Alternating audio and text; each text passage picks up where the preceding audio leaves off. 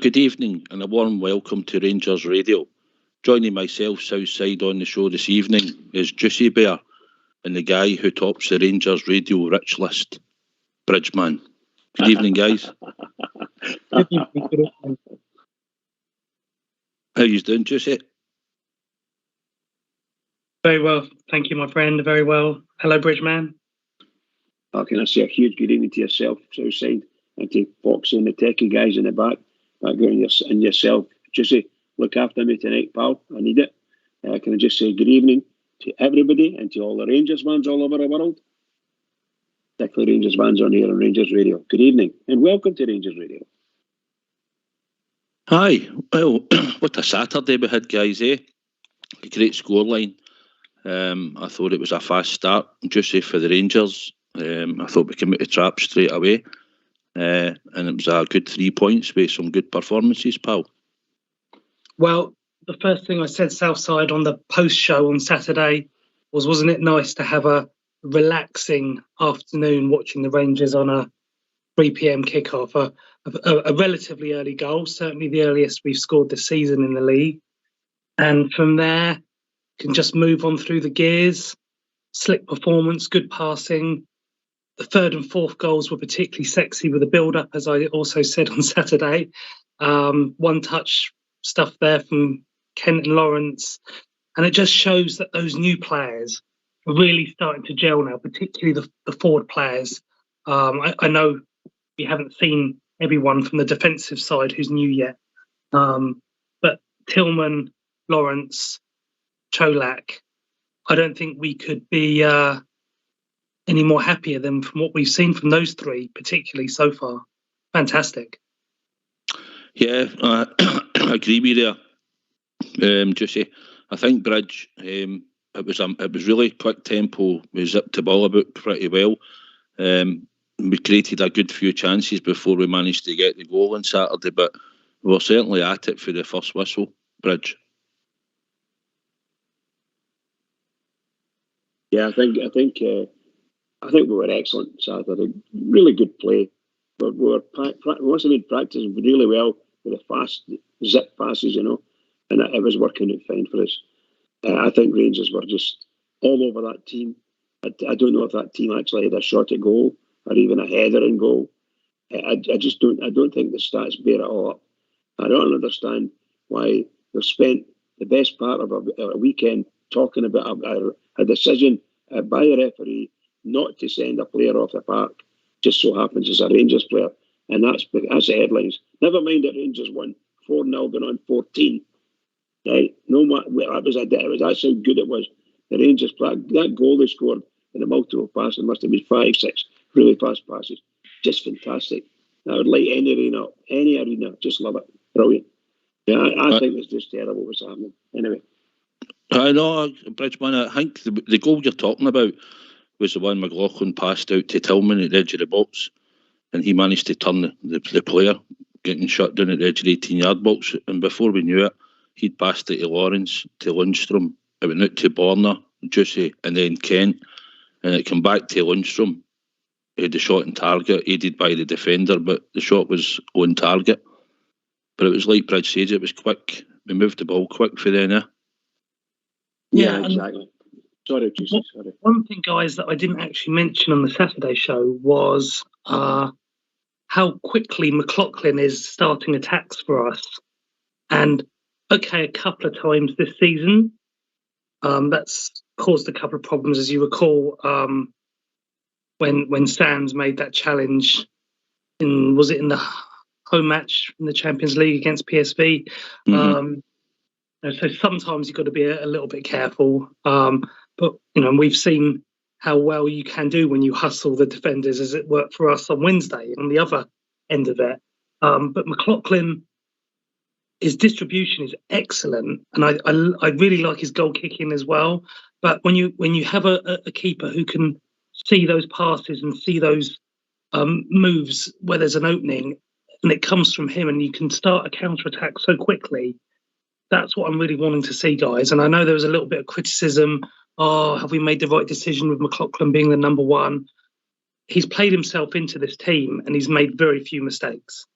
And to build up to that opportunity started from his quick distribution, and I'm really enjoying seeing that now. And we might change it up tomorrow. There could be an opportunity for McCrory or for McGregor, but as opposed to where some people were feeling a few weeks ago, Southside, feeling pretty good about the goalkeeping situation. I think obviously it takes a bit of time. It's probably, I've said on here before, just say it's probably the two hardest positions probably to come in and fill in a Rangers jersey is probably goalkeeper, after you're following in the footsteps of somebody like Alan McGregor. But even coming into the team, and also striker, where you're relied upon to go and score goals for the Glasgow Rangers as a number 9. So he's getting there, and probably because we play this passing out the back bridge, but probably now and again it might cost us, because that's the way obviously the manager wants us to play. But he can certainly set up attacks as he did for the first goal when he passed it into Tillman, although it was a bit risky. Tillman managed to shrug him off, but it was risky. But he's certainly adapting to the role now, passing the ball at his feet to the players. Yeah, he's very good foot control over the ball. I think he's a very good goalkeeper, and he's building his confidence. His confidence is sky high at the moment, and long may it last.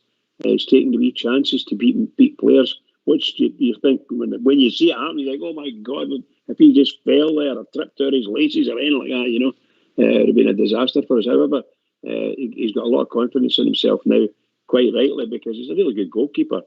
He had a couple of lovely saves during the week, last week, so the weekend and on the day, actually not cut the ball out once or something, and that's about it, but his passing, he enjoys being part of the game, let's put it that way, with the ball on ground. Superb, really good goalkeeper. I think it's something that we've seen a difference in, just like you were saying. I think when I was saying earlier, we started the tempo well and we were quick. It took 8 minutes, Juicy, and Connor Golston breaks the lines over the halfway line, plays the ball into Lawrence, who played it to Tav, carried into the box, and before you knew it, the ball was falling at his feet. He just didn't manage to turn his body in time, or possibly been a quick aware, maybe laid it back to Kolach for a tap-in. But 8 minutes, we've got Connor Golston in the opposition box, 6 yards out. It's things that you kind of want to see, really, isn't it? I mean, Golston getting a nosebleed, being that high up the pitch, but it was how our movement and passing had allowed that to happen. And you want to see that. And I know in this match we played just the one holding player, which is I think what most of us want to see against the majority of the teams in the SPFL. And I'm happy for Golston to move up the pitch. I mean, look, one little piece of criticism may be that because he's up the pitch, that's when they play that long ball over, and Sands gets caught out there with that slightly sweaty moment for us. But in general, again, this is a team that you want to be scoring some goals against. And I mean that with respect to them. Ross County actually, they didn't really get any opportunities on Saturday. If you look at last season's form, Southside, they did pretty well against us in the goal scoring department. We had 2 4-2 wins, 3-3 draw that, as we know, cost us dearly. And I know that was mistakes on our part, but that being said, Ross County have also changed a lot of players in the summer. So a lot of their personnel were different to what we saw last season. And that's what you're getting with a lot of the SPFL clubs. They change their personnel so greatly over the summer. You can't actually have too much bearing on the results that occurred the previous season. That being said, they didn't play an amazing match against us, but once we'd scored a couple of goals, guys, they then have to come at you a bit more because they can't play their low block to the same level anymore. I always feel like we've got to get 2 goals before they open up a bit. And we managed to do that. And although we had a 4-0 win against St Johnstone a little bit earlier in the season, this was a much better performance in terms of the way we played. And with all the matches we've got coming up, we need to have those kind of slicker performances, because the level of competition and level of teams, as we know, is going to start building up after Tuesday. So we need to make sure that we can bring a high level, because sometimes you'll have a little bit of luck, but most of the time you have to make your own luck.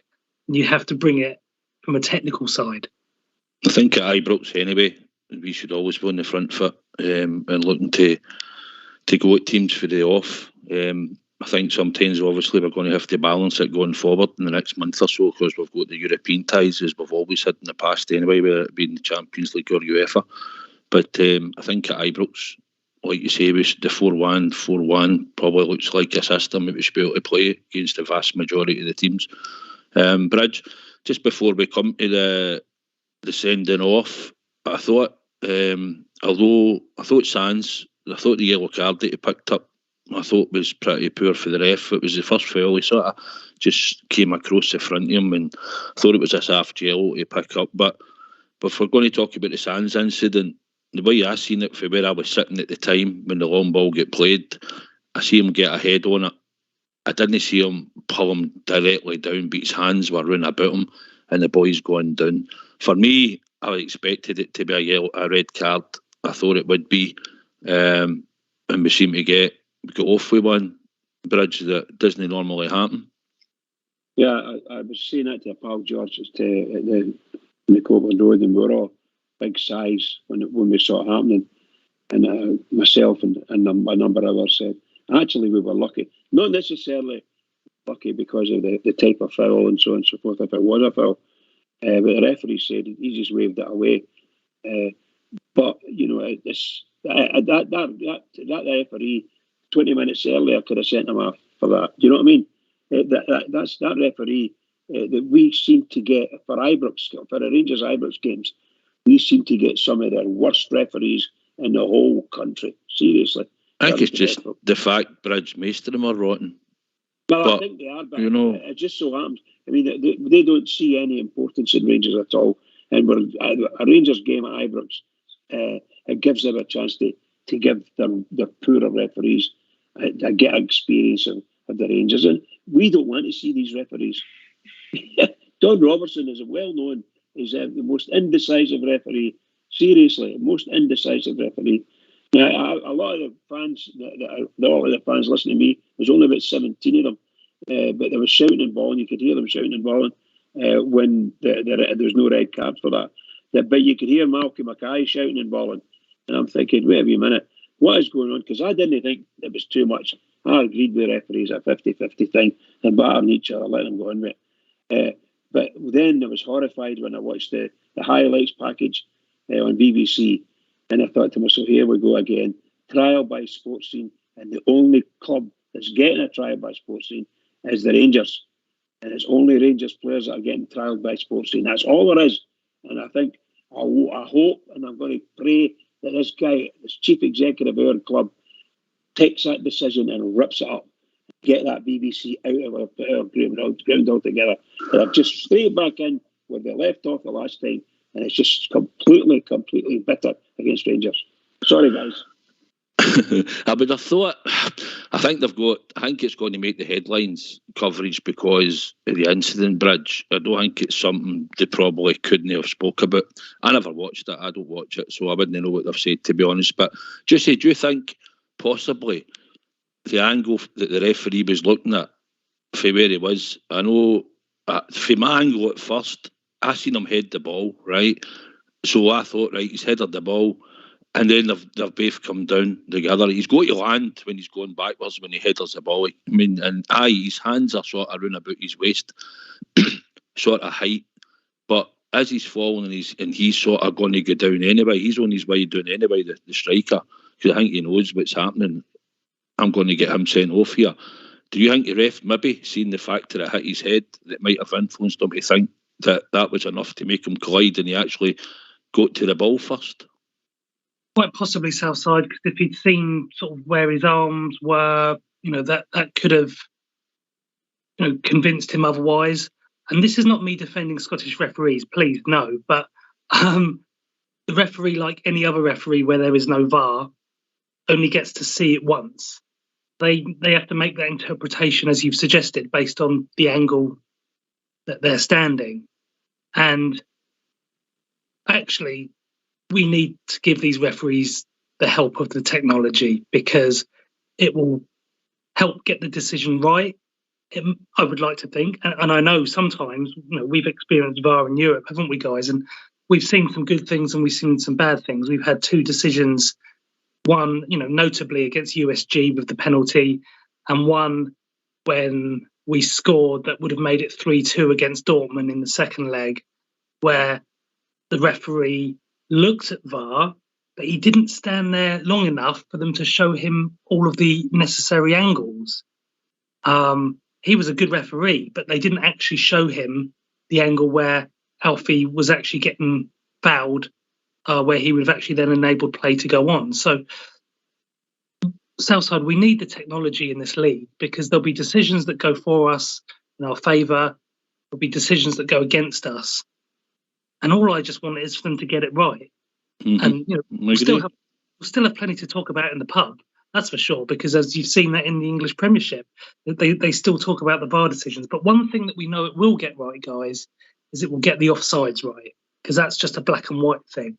But decisions like this, I'd want that to go to VAR. I'd want him to have another look at it if it was against us or if it was, in our favour, because he's only getting that one look at it. And goodness me, this is why pundits on Sports Team and the like get to sit there and annihilate us for an hour, because it's got in our favour on this occasion. The thing has happened before, Juicy, as well. Sometimes the fourth officials got involved and be talking to a referee, but he never even got involved on Saturday when it happened. But I would say we possibly got away with one. If I'm honest, I did expect him to go, just because of the situation, the last man. And talking about that, but I think you thought maybe Connor Goldstein getting down in the box up at the Copeland was possibly a penalty. Yeah, I thought it was a good shot for a penalty. No doubt about it for me. The guy never took the ball. He took the man, and he never went for the ball. He went for the man, and that was the whole thing that was going on the whole game with that team. All they were doing was following Malcolm Mackay's orders and take the man out. You can see it all over the park where they're diving in, full stretch on their back, their boots up, and the referee just missing the Rangers players. What it looked like to me, anyway. That's what it looked like. And a number of times, maybe, and the fans are howling at the referee for that. And there was one time, it was such a bad one, they stayed on his back, and then I think it ended up, it fizzled out, and we never got in. But they never took it back to book the guy. He should have completely stopped the game and booked him. That's that bad a tackle, in my opinion. Although he never actually caught him, I think it's just terrible. What the Malcolm Mackay has changed that team into thugs. Against them, anyway, they become thugs. I think there's one or two in their team who could probably have picked up a second yellow card in the game. Looking back on it, that boy Johnson. Aye, but when we get to the second goal, Juicy, I thought it was a good run. Looked up, took his man, and just bombed by him. Got to the byline, and I think they thought it was going to go across the 6-yard box, but Scott Wright cut it back. And at first, I'm thinking, that sort of slipped. But what a finish into the corner of the box for the second goal. Well, just tremendous. And I think, as I said at the top of the show, my friend, we've got to be very happy with these forwards and attacking midfielders in terms of business that we've done. And let's be honest, the nominal fee that we paid for Cholak, 1.8 million Southside. I mean, the 2 goals that he scored against PSV have already shown that worth and righted the wrong of him putting us out of the Champions League last season. And that's just so pleasing to see, because you can see the talent that's there. You can see how clinical he is, and he's going to be scoring us a lot of goals. 20 plus on his current form.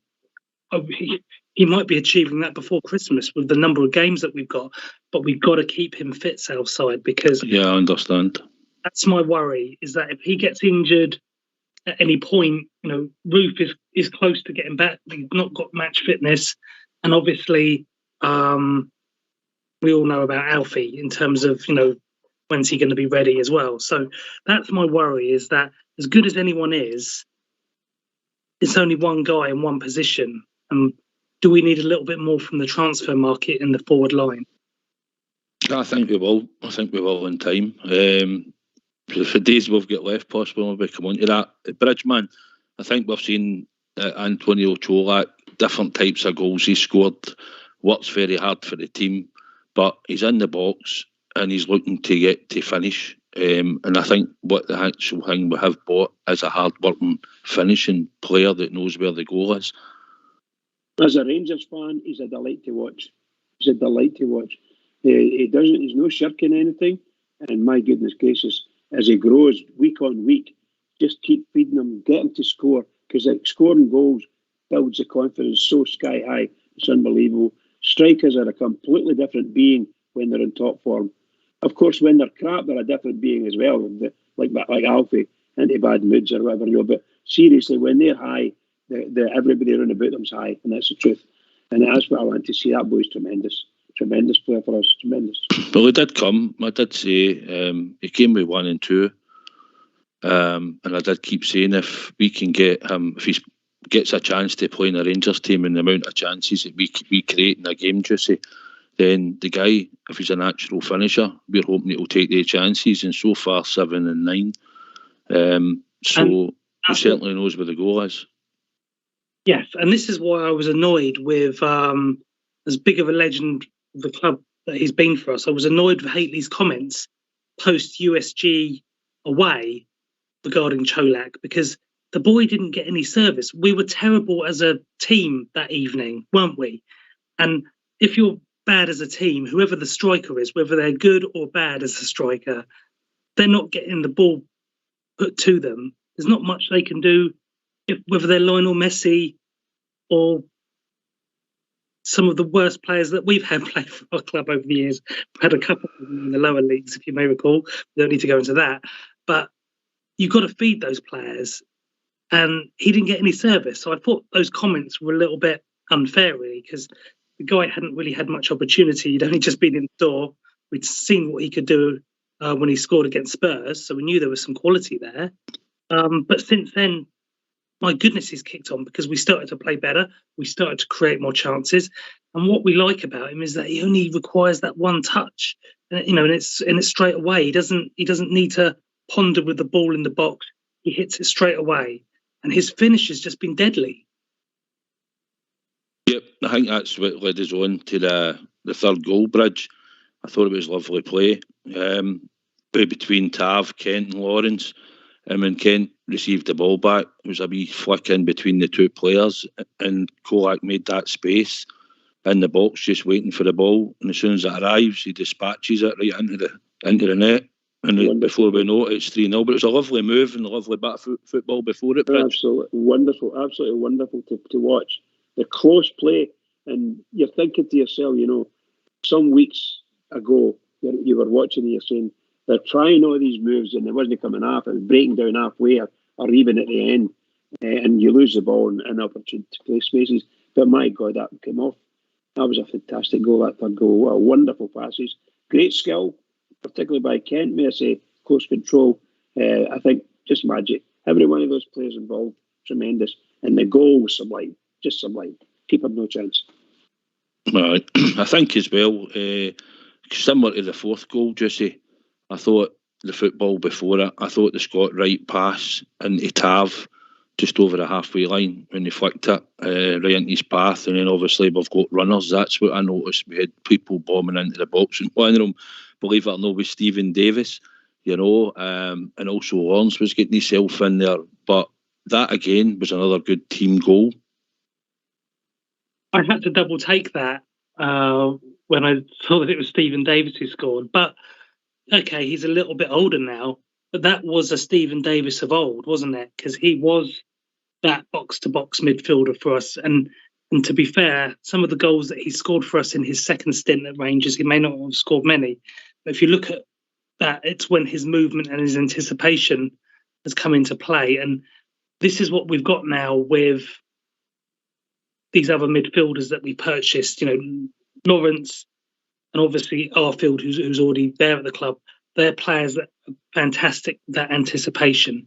because when we are creating a lot of chances, we need those players to go on those kind of runs, anticipate that the ball's going to get in that box and land to your feet, or if it deflects off someone, be there to mop it up, because that's where we need to be getting those extra goals. We know that we're going to need to score a lot of goals in this league. The opposition in the SPFL is such that there's going to be a few paydays there for us. So we need to make it work in our favour. The chance creation, or the XG as they like to call it these days, I don't really understand that, but that needs to work in our favour, because we know that we can create those chances. Definitely, Jesse. Well, if it's okay with you two guys, I think we'll get the phone lines opened and hopefully we'll get some fans in the night and we'll get some good conversation. You can always talk about the result on Saturday, or probably the Champions League package that's been announced by the club. I'm sure that might cause a bit of debate, so hopefully let's hear from you. Why don't you give us a call on 0141 356 1972. It's your show, it's your platform. Let's hear from you. Just when we were talking there, Jesse, just about stats, I seen one that was up after 30 minutes and in the first half, and we'd 75 possession of the game. We'd had nine attempts with 4 on target, and at that point we'd scored 1 goal. So considering that what we've been talking about in the last wee while, where we weren't creating so many chances and getting shots on targets like Hibs away was when we got the penalty, was our first shot. So obviously maybe from the PSV result away on the Wednesday night and coming into Ross County, who, let's face it, we should be beating at Ibrox, but it gave the club a bounce, and I'm hoping now that that's going to be the springboard coming into it, especially starting tomorrow and going forward. It will be a lot more quicker out the blocks and creating a lot more chances and scoring more goals early. Yeah, and I think, Gio wanted to go with the same team on Saturday that got us there on Wednesday. And I think he wanted to give them that opportunity to play in front of the fans, and so everyone can give their thanks. But some people were calling for other players to come in. Some people need to remember that the league is very important, and we can't always just think, let's blood some young players or some new players. We need to win every match in this league. And Ross County, based on what they did last season, although I did just say they've changed a lot of players, still can't take them for granted.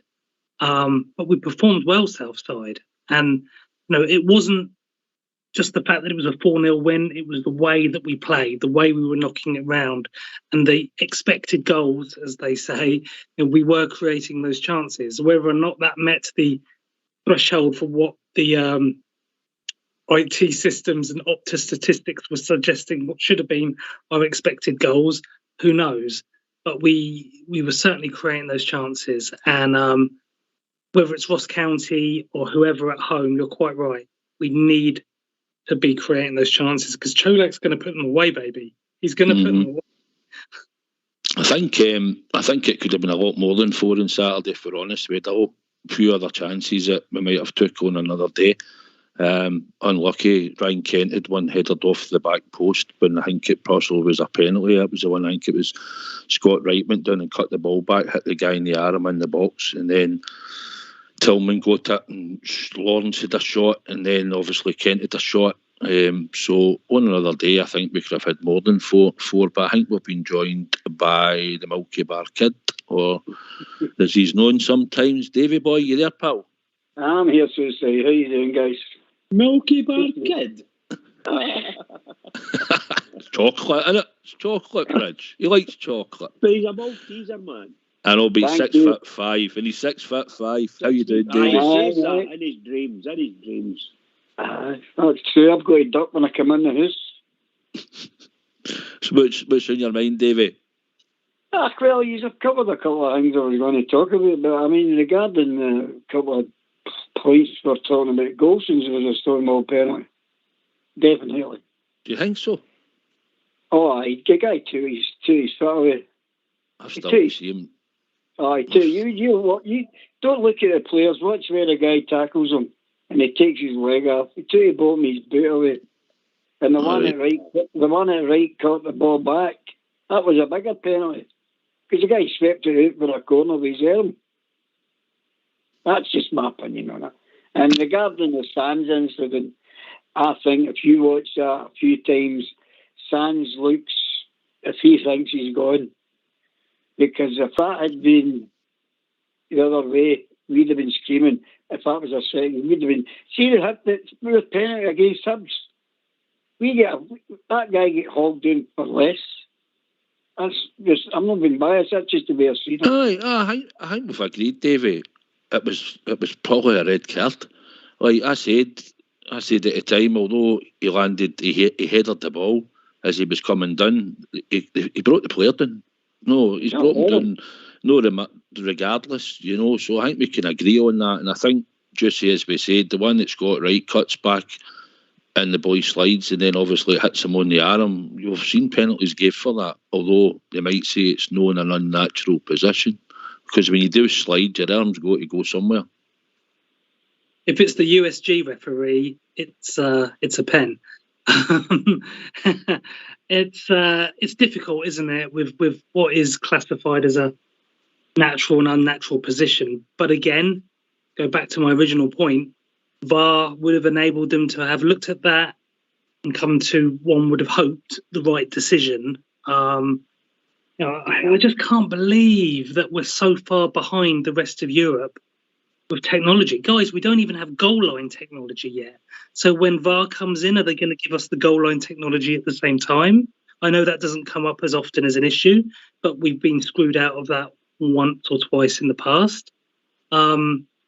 It's just help the officials, and then maybe we won't give them such a hard time. But I think Southside, that could have quite easily been a pen.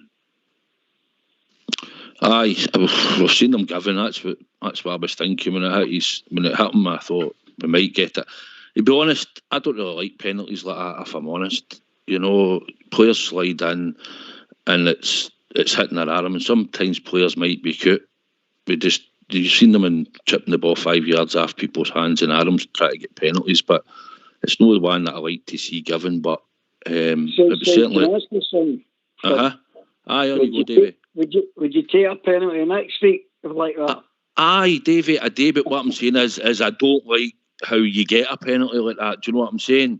Whether you get it or you get a aye. Next week, I don't care. Aye, I know, Davey, I know that. But just talk about generally. Aye, you're right. At certain times when the ball hits your arm, you know, it's done differently in Europe than it is in other leagues. If you watch England and you watch Europe, handballs you can get away with sometimes in England and you'll not get away with in Europe, and that's just the way it is. But aye, I understand. Davey, I'll come to you first and then I'll go to Bridge. What did you think of Scott Wright's performance? Do you think that was one of his better games in a Rangers jersey? Well, I think overall that after the midweek game in qualifying, if that didn't give that team a G up and the confidence, we would never get that again, because if you can't do it after Wednesday, and I think that showed in everybody. I think a lot of pressure was after them. They played the ball. It wasn't as scrappy as where we usually were sometimes. Definitely. I couldn't go around them all and say who had a bad game, because none of them had a bad game. No, I just thought it was warm on Wednesday night earlier, Davey, right? It was warm in that stadium on Wednesday night, and the players it was some heat for them to go out and play in. And I think that took a lot out of them, but I think they got a right good bounce, Bridge. But Bridge, you know, think that was one. I know you can only sample the opposition, but I thought Kent was really good. I thought he was lively, but I thought Scott Wright, for me, good understanding with Tav, the connection when he passed the ball for the fourth goal, the wee flick, comes inside, makes a lot of space for Tav, and also he got to the byline and whipped balls across on Saturday. I thought he had a really good game, Bridge. Yeah, I think most of the guys that are sitting around about me were more impressed with him this week, Saturday, there, than they had been in the past. He seemed to gather the ball and run past. I thought he was very unlucky when that guy was not challenging him. He wasn't going for the ball at all. He wasn't doing it. All he did was slide in to block the ball, and he wasn't on the ground. He was sliding in, and it hit his hand. It's hit his arm now, and that's a penalty 100% of the time. If his hand was on the ground, different thing, because they're then supporting him. Maybe he was actually waiting to get that far, but it wasn't on the ground when the ball hit him, and it was I don't even understand what he was doing, to be honest, but he did anyway. It hit his hand, hit his arm, and that should have been a penalty. In anybody's language that watches football, that's a penalty kick, 100%. Yeah, agree with that. Aye, I'll agree that, like I said, we could have got it, but we didn't. But it's interpretation of the referee and obviously the linesman. So, can I say I was delighted to hear McFadden on the BBC Sports Scene programme saying he thought that would have been a penalty, and yet his opposite number, the famous Michael Stewart, said no, it was never a penalty. It was never a penalty, never ever ever, and so on and so forth. And that's the way it went on Sports Scene. I'm not going to talk about it again. Sorry. No, you're all right, Bridge. Get it off your chest. You might as well. Juicy, what did you think of Scott Wright yourself? Do you think... I like him. I think he's got something. I know he's no creative at times and he's not going to go and beat 2 and 3 men, but I think he links up well with Tav, and I think you can see a difference that Tav gets a lot more forward. Matondo's not a chance to sort of play out in the right that often. I think if Scott Wright's performances keep up, it might not get in the right-hand side at the moment.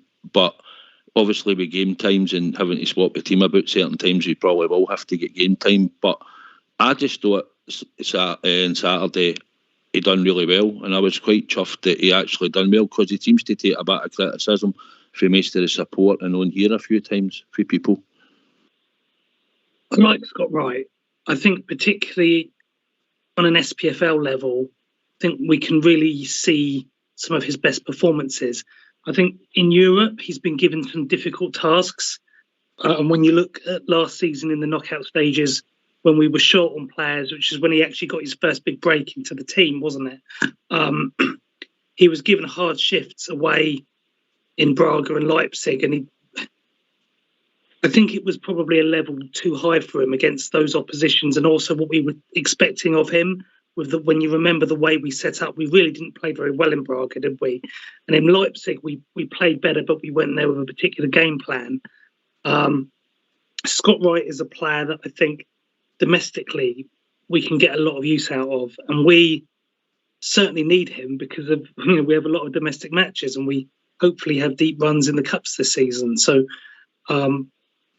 we haven't quite locked that right wing position down yet, have we? In terms of solidifying it, saying this guy's undroppable or that guy's undroppable. We're not quite there yet because we've got Fashion, we've got Matondo, we've got Wright, but we're going to need these players. They're all going to feature at certain times, but I've got no issues with Scott Wright. I don't think he's quite as technically sound as, say, Ken. He doesn't keep the ball as easily, but he can run into space. He's got pace. And we saw in the cup final against Hearts that he has got a shot on him. I'm pleased with him, Southside. I like him. I know he's not the most gifted and skillful. He's not possibly like Brian Laudrup, Mark Walters and that, but I like him, and I think he's a good balance, and I think Tav understands it, and I think he understands Tav. I think we've just been joined by Dutchie. How you doing, Dutchie? Good evening, gentlemen. How are you? Good, pal. Yourself? No bad at all. I just wanted to phone in and say quickly how much my son Ross enjoyed meeting you, sir, in Eindhoven. He was full of it, and he also understands that you're going to go to the Ajax match when Rangers is going to go across to Amsterdam. And he says he asked me to tell you that the beers are on you this time. That's no bother, Dutchie. That's not a problem. I was just very jealous that I couldn't join you because I know Eindhoven very well. I was stationed in the army just outside Eindhoven in 1979, and I was there last time with Ross when the Netherlands were playing Denmark, and our well-known Celtic player Jan Bennegaard of Hesseling, he was playing that night. And the language that was coming out of my mouth wouldn't have been passable in Scotland, but the Dutch just didn't know what I was saying, so I was okay. Yeah, brilliant, Dutchie. No, it was a pleasure. It was a pleasure to meet Ross Dutchie. That was nice. He was a gentleman. It was really good to catch up with him. Short time, obviously, but he's going one direction, we're going the other. But it was really good to meet up with him and speak to him and spend a wee bit of time with him, Dutchie. What did you think of the team on Saturday's performance? Well, it was great. I was chuffed a bit that they scored 4-0, but it would have been better if they scored 9-0, like another team has done. But no, that was very good, and it was nice to see Kolak scoring 2, and especially after what Juicy said. He was the one that knocked us out of the Champions League in Malmo, and now he's doing the opposite for us, and long may it continue. And it was nice to see Stephen Davis, who is my wife's favourite, him scoring a goal as well. And the other goal, who scored the other one again? I can't remember now. Who scored the other one? Kolak 2, I know, and Davis, and who was the other one? Oh, yes, Lundstrom, wasn't it? Lundstrom, own goal. Yeah. So it was of great importance that his red card was rescinded, and as a result, he was able to score for us last Saturday. Yeah, it was great. It was a great match to watch, and I felt a wee bit sorry for Ross County, because they are our second team, because our family name on my wife's side is Ross, so we're very close to Rossshire as well. We're very close to Dingwall, where we live. So our second team is Ross County. Ross County have always been good to Rangers when we needed help, and when we needed allies. They were always good to us. And not many teams at all, quite on the country, were like that in Scotland at the time when we were down in the doldrums. But it was fine. I don't know where this Malky Mackay frustration comes from.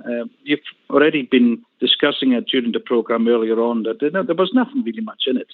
And if the boot had been on the other foot, would they have been shouting as much against us? No.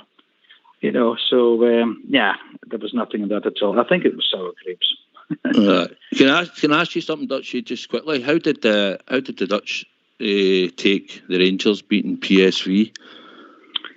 Well, were they surprised? Was there a lot of people sort of surprised that we put them out? They weren't, and they weren't.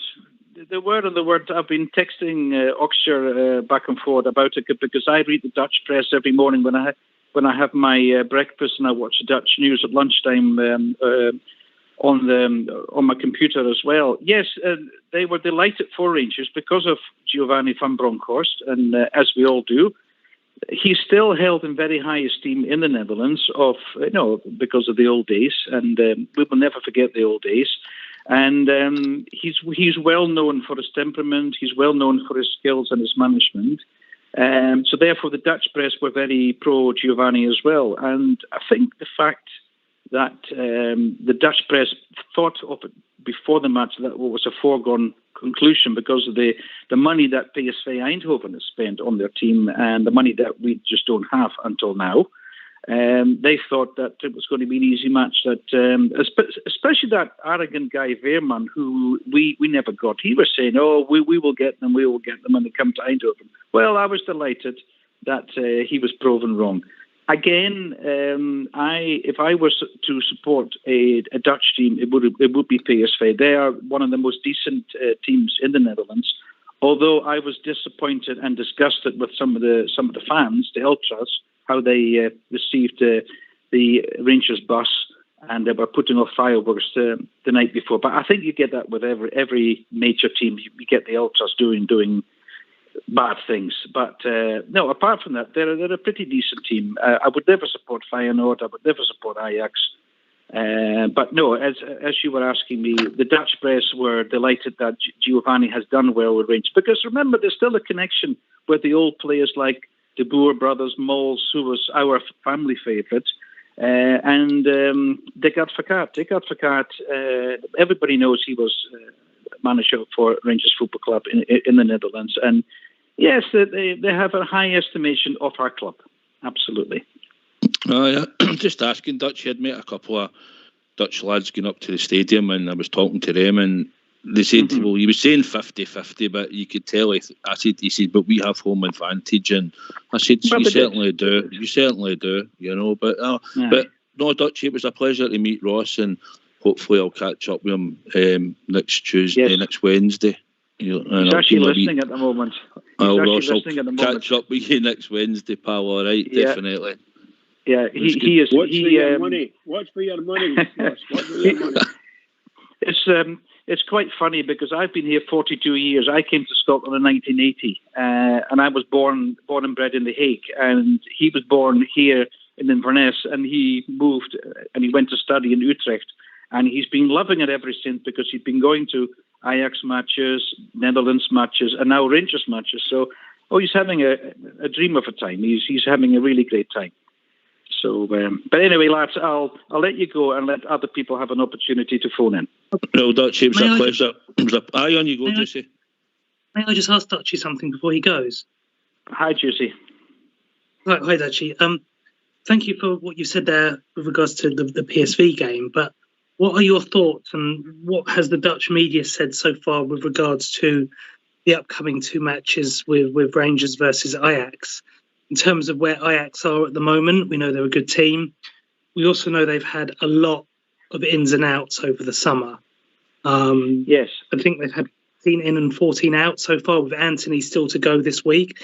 He is going to be a Manchester United player this week. We know that's certain now. They've agreed the fee. But, they've also spent 50 million alone just on Bergwijn and Bassi. How are they doing? Obviously, they beat Utrecht at the weekend. But what are your thoughts and what are the Dutch media saying about how they'll match up with us? But the Dutch media haven't been saying an awful lot regarding this upcoming match, which makes me think that they're frightened that Rangers are going to pull it off again. Yes, as you said, it is a fact that a lot of top players have left Ajax.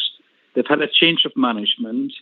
Rangers are experienced now in Europe, especially in the Netherlands. They've got a Dutch manager. They've got two Dutch assistants, being Roy Mackay and Dave Vos. Dave Vos is an Ajax man. Of course, Giovanni and Roy Mackay are Feyenoord, so they don't quite know exactly how Ajax plays. But still, it's a Dutch game.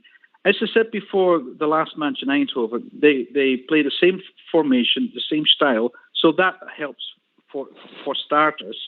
But Dave Vos, I would say, he is an in-and-out Ajax man, and he will give them the best advice. And I think we have a bit of an advantage there. So, but the Dutch press have been saying a lot less about this upcoming game, than against the PSV game. So I'm really looking forward to it. And it will be strange playing against Bassi because Bassi, of course, can tell them the way we play in Glasgow. But I don't know whether that's going to make much of a difference. But yeah, I'm really looking forward to it. But very little has been said. But I will text you guys if I hear more interesting things. Brilliant, Dutchie. Thanks very much, mate. Okay, mate. Thanks. Right, thank you. Take care now. Nice to hear from you again, Dutchie. Nice to hear from you. Nice to hear you too, Bridgeman, and keep it going for the Rangers as usual, mate. Go on yourself, pal. Go on yourself. All the best now. Bye. Yes. Bye. Aye, thanks to Dutchie there. Met his boy last week. Davey, Big Kolak does exactly what it says on the tin. Mm-hmm. Sticking the ball in the net. You look at the type of goals that he scored for us. I'm not going to have a debate about him and Alfie, but what I will say is he's got really good movement. He does a lot of running and shutting down, but I think we're just starting to find now where he's looking for the passes, and obviously the type of goals he's scored. He's not really scored many of the same, has he? No, you're spot on. Just a wee point on what that last caller was saying. Dutchie was saying about the PSV, and the Ajax. PSV took 5 after that mob, and they could only take 2 off Rangers. So that just shows you what we were up against. So we are in a great shout. Anyway, getting back to Kola, yeah, totally agree. Everybody's been saying that, but you get up there and get them the ball. because he's not been playing. He's not been getting. But he's off the ball. You've got to watch this guy when he's off the ball. A lot of people are just saying, "Oh, he's not doing this and he's not doing that." He's doing a lot of things there, and it goes unnoticed at times, I think. It does. I thought he was probably going to get himself a hat trick in Saturday Bridge. The one that got blocked for the goalkeeper when he parried it out and he just missed it with his foot. I think if he just got a touch to it when we were shooting in the second half, he would have buried it. But that's what I agree on, Bridge. When you're at the game, you see a lot more movement from him up front. You can see what he's looking for when he's made a run, maybe not been seen, and then he gets himself through the other side of the defender and he's away back looking again for another chance to pop up. You know, he's, even when from the corner of their eye, when the defenders see him, similar to Alfie, if they see him coming near, then they start to get a wee bit more tense. And I think that's what got us our lovely goal from from Tillman sneaking the ball, because he was hanging about, and all of a sudden the ball's there, and he's got a goal. I think he's a smashing mover, and he's up against four defenders, like Alfie was sometimes, on his own, and he just keeps marauding past them and doing the business. I think that most of the fans are very happy. We were a wee bit unhappy that he get taken off. Just at that point in time, because he was having a few pots of goal, and I thought to myself, he's going to get his hat trick. It's going to happen. But he get taken off, and we're only disappointed because he didn't get his hat trick. That's all, We're glad to see him get a wee rest. I think we've got to keep him fresh. He's the most fittest striker we've got, or the only one we've got at the moment that Gio sees as a striker, and fit and ready, Davey. I'll tell you somebody else, one bit of skill just in front of the main stand of the dugout, Tillman. He brought the ball down and he more or less flicked it through the guy's legs, and he was just about to go and he pulled him back. What a piece of skill, Davey, it was, honestly. That boy, for me, great technical ability, great vision. I think he lacks a wee bit of pace at times. I think it might have just been the games that came, but sometimes you watch him, he looks a wee bit in slow motion. But his brain, the way he sees things, the way he can see a pass and a turn, he reminds me a wee bit certain times he turns, Davey, like Michael Moles used to do. Yeah.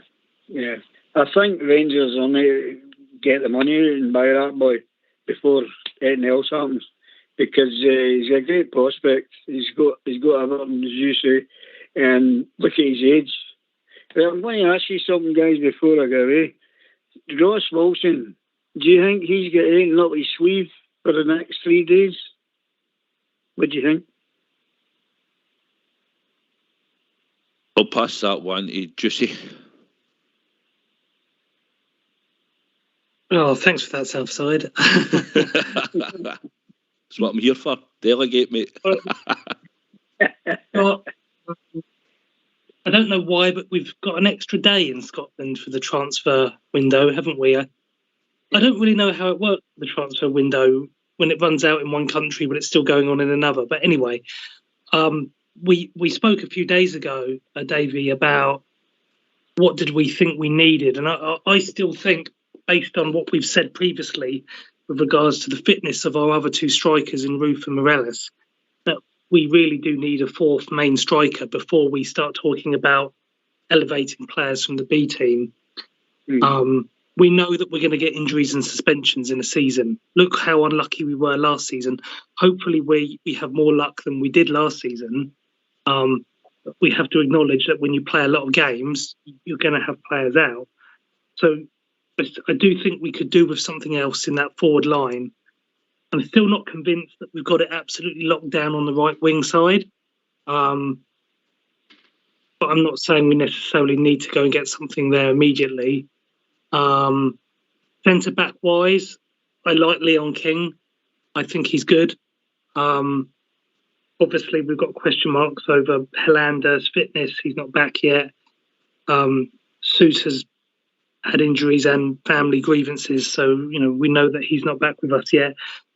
I'm a little bit concerned about Ben Davis' south side and what are the issues there with him. I think he's picked an injury up, to be honest. I think that's what it is. Yeah. I think we see where a lot of the sort of I think we have to strengthen, Juicy. I think we have to add a couple of players. I would like to add a couple of players, Bridge, just because we've got players that could be injured coming as the season goes on that have broke down before. We've got players that we need. I think sometimes we need a bit more legs in the midfield, quicker players than what we've got. So I think possibly I'd like to see us maybe try and add 2. That's just my opinion, Bridge. Yeah, like as far as the players and that, I think Rangers' policy now is a lot, shall we say, a lot stricter for themselves and their own for their own management type thing. Their players are getting longer by the sound of it and feel of it, getting longer to recover. Maybe it's because their injuries are a wee bit more severe. But you look at young Hadji there, chances are he might not kick a ball properly in football until next year. And that's an enormous amount of time he's been off. And Hellander's the same, but not at the same time, but you might not see him until Christmas time. The Hellander, I hope not.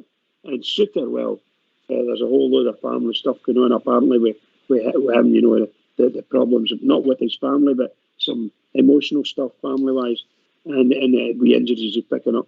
But I have to say, and be honest, that Suter is quite probably similar to what I thought he was going to be, a bit injury prone, and he's a big fella, and when he gets injured, it's a bit tough for him to get back in, and it'll take a wee while. But obviously, I don't know, but I just feel the Rangers are taking a lot longer and giving the players a lot longer time to get themselves back fit again. I don't understand what the other problems would be if they tried to push them well. They could end up with serious stuff for the players.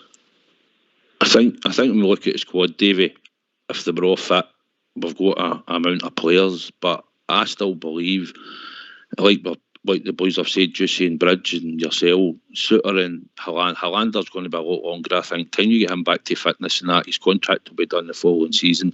Roof's the same, and if Roof comes back, can he play 6-7 games in a bounce? Yeah.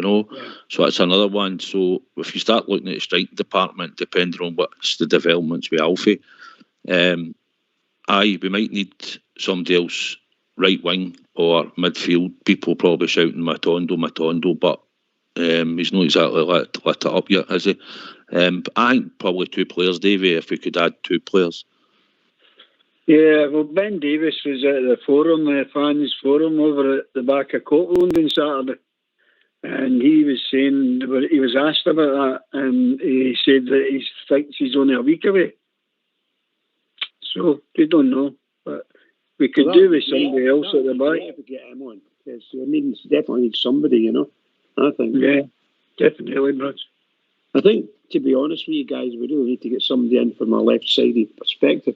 I think young Sands has done remarkably well for us, in particularly serious games, But you could see, I thought on Saturday, he was getting targeted by that big centre forward, and he was in for a pasting that for him.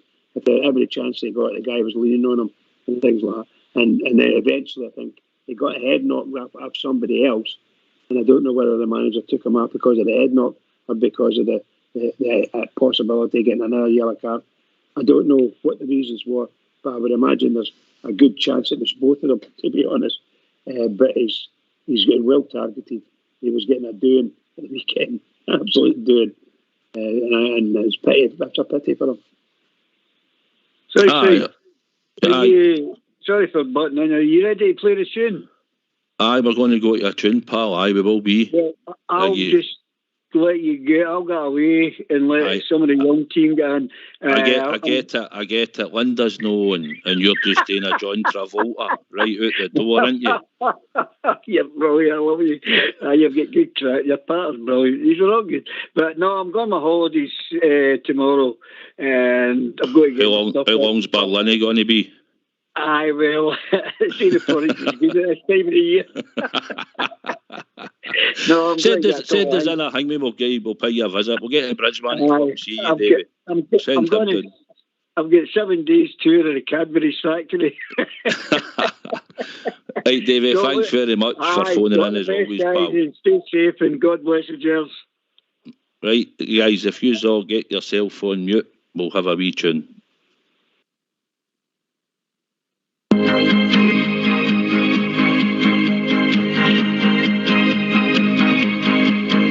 From Argyle, so young, to Glasgow City, they come, seeking fortune and a new way of life.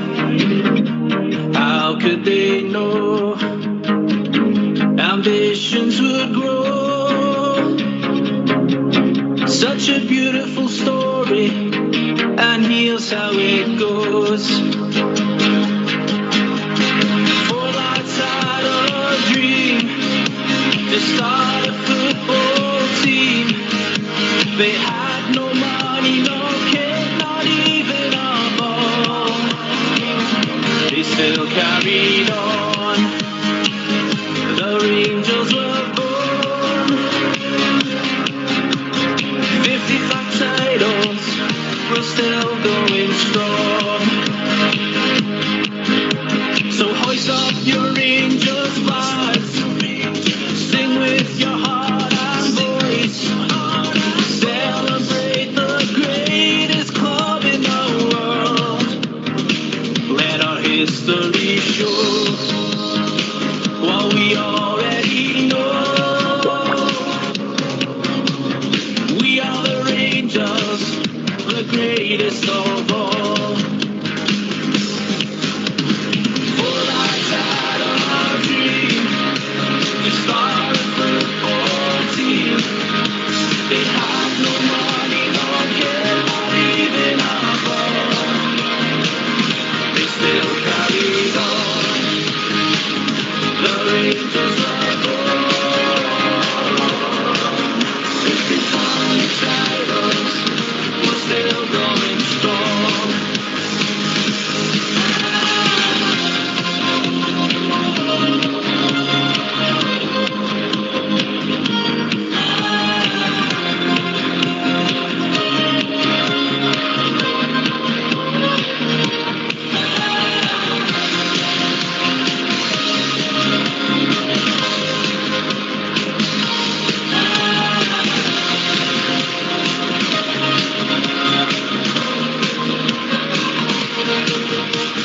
For lads had a dream to start a football team. They had no money, no kit, not even a ball. They still carried on. The Rangers were born. 55 titles, we're still going strong. 55 titles, we're still going strong.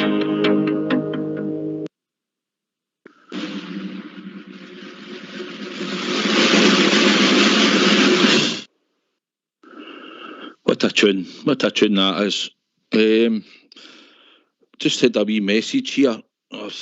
Just come into me there while we were on the break, and it's from May, who listens to the show every night faithfully. And I believe Fox was at our wee do on Saturday, and just she was very delighted that the Fox popped along. She was more thrilled on Sunday at 12 o'clock when they returned her friend home in a taxi. So she'd just like to say thank you, Fox, for making sure that her friend got home safe on Sunday afternoon. Anyway, Champions League packages, Juicy. Hold on. What's this? Sorry, Bridge. What's this wee story? Where Sorry? did this come from? What do you mean? Scandal with the Fox? Well, the rumour, from what I've heard, he was doing the foxtrot out the pub. And Oh my God. and all the lady's saying is she was delighted that her friend got home safe on Sunday at lunchtime so they could go for afternoon tea. Wow. What a story, by the way. What a story. What a player that man is. He is Top man, yes. He's a top man. Top man.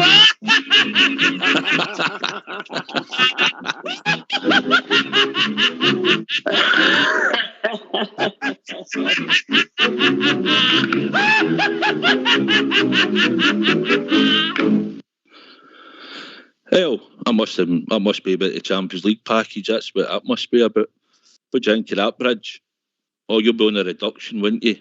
I've got the pensioners concession. So there's £117, I think it was, for the 3 games. I've got no choice in the matter now. I can't stop it now. It's going to get taken off tomorrow, I think it is. With the money you've got, you'll not notice it, Bridge. Well, you'll not notice it. A drop in the ocean. I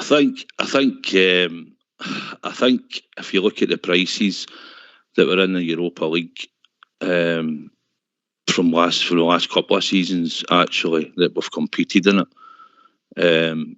some will say it's been slightly overpriced, but I believe we were around about £50 for the semi-final. I think it was, if I remember. So you're in the Champions League. I believe they'd probably been around about £50 a pop. I thought probably dearer because it was the Champions League, but I was hoping possibly, Bridge, that Rangers might have done as a slight discount, a wee bit of loyalty. But I know the club needs to get the money in, but we've certainly brought in a lot of money and had a lot of extra money that we thought we wouldn't have. And I know you've still got to pay the bills and everything's got to be paid, but I would have slightly lower for some, I think, would have been a bit more helpful.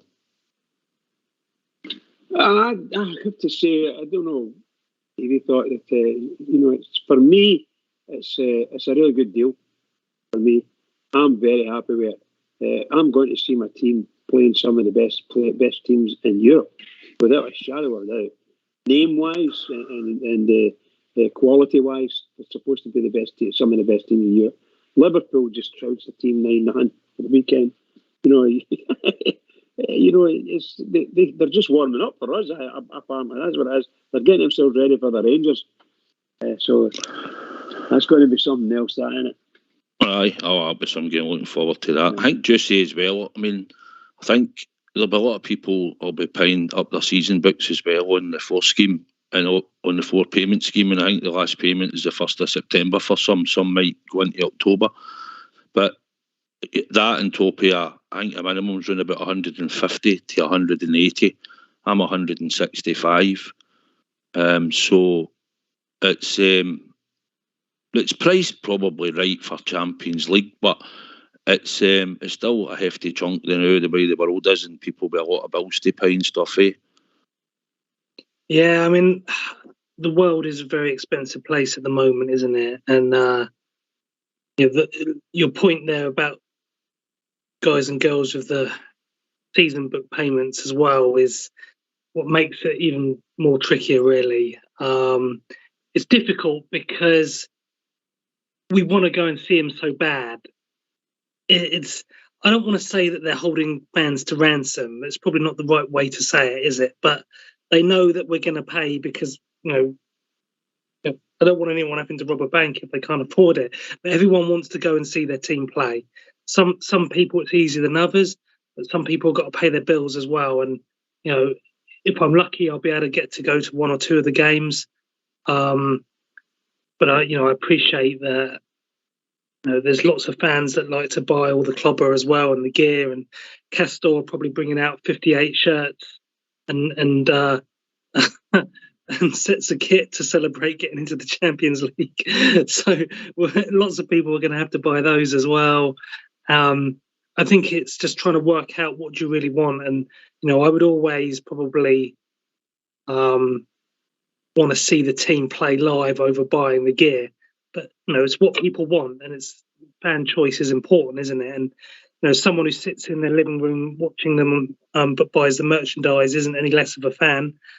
Not everyone's able to or afford to be able to travel, around Europe. I know that you're an avid follower, and quite frankly, my friend, I'm far more disgusted with the travel that it's going to cost you guys going abroad to go to Ajax, £400+ for a flight, than I am actually about the cost of the home games. I know that's a little bit expensive. There's a little bit of a price hike versus what is normally £40-50 for a flight to Ajax, going up to 400. That is, I think, the bigger issue here. I think football and sporting bodies in general, not just with football, need to do something about events and how travel companies just absolutely hammer us. Aye, the day, and I'm not going to be funny here, but to be honest, Rangers day flights weren't too competitive either. At £675 and £700 to go to Belgium, and then and then go to Holland. But as we said, I'm working out, it's £55 a pop for me for the games. So it is. I'm just saying that it's probably a decent price by Champions League. Some people maybe hoped it might have been slightly less, but I think the general consensus, apart from Bridge getting the concession, maybe in the pensioners, which they should probably be the dearest, some of them, because they've got the biggest stash. Bridge, as you know. What a shocker. What a shocker. Check the floorboards, mate. But at the end of the day, like I said, we'll probably get full houses, but we've been live on BT Sport or whatever it's on as well. Sometimes we've seen it before, although it was a good number of years back in the Champions League. Sometimes the crowds weren't as big as they should have been, just because of the pricing structure back then. I can remember paying £120 for a 3-game package a way back. So this time I'm paying £165.